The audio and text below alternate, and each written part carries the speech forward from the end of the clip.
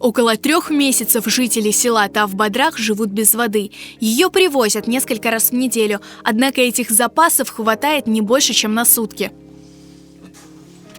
Но у нас у Буденного 14 3 месяца вообще капли воды из крана нет. У нас раньше скважина спасала, теперь скважины нет. То есть я покупаю воду, поэтому воды нет вообще. Зато нам привозят воду, 200 литров воды. Питьевой. 1 раз в неделю можно прожить 200 литров питьевой воды, особенно летом. Как спасем? Покупаем по 500 рублей куб. С пенсии в 9 тысяч. Это невозможно так жить, невозможно. На многочисленные письма и жалобы местных жителей никто не отвечает. Мы живем в этом доме нету 3 недели, 4-я неделя пошла с четверга. И что еще можно сказать? Воды нет, и ничего не обещают, и никто ничего не делает.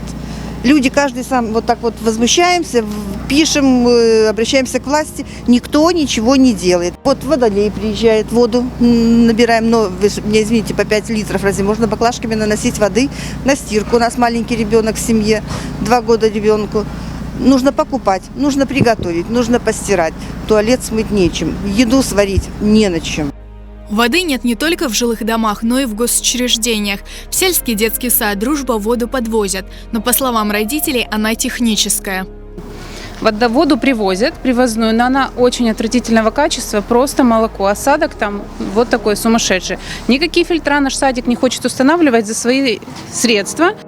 Родителям предложили альтернативу – покупать воду самостоятельно. Потому что каждый день ждем как бога этой водовозки, чтобы она пришла, потому что руки мыть, готовить, посуду мыть. Обсуждался вопрос, чтобы просто родители за свои деньги покупали емкости, чтобы была бутылированная вода для их детей. Главная достопримечательность села Тавбадрах – Мраморное озеро. Здесь воды достаточно. Местные жители считают, что единственный выход из сложившейся ситуации – использовать этот источник воды. С того года мы живем на воде, а сидим без воды. Почему сделать мини-очистные? Пожалуйста, качайте бассейн. На всю деревню хватит этой воды. Если будем чаще брать оттуда воду, с этого ставка, ставок будет очищаться, и родники-то бьют. Нормально.